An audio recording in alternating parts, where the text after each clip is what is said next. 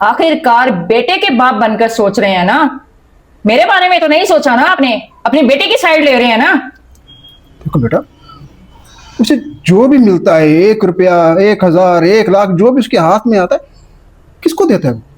तुम्हारे ही हाथ में ला के देता है ना। तो कौन सा एहसान करता है मुझ पे?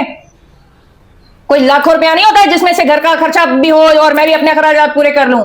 बमुश्किल घर का खर्चा भी पूरा नहीं होता। और मैं तो कहती हूं कि ऐसा खामन होने से ना होना बेहतर है। इससे तो बेवा अच्छी मैं भी होश करो, ये कैसी बातें कर रही हो?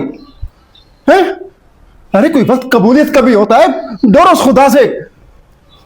उसने उसने ये तुम्हारी बात कबूल कर ली, तौबा करो, तौबा करो। तौबा करो। और तो कोई दुआ मेरी कबूल होती नहीं। चलो अल्लाह करे यही हो जाए।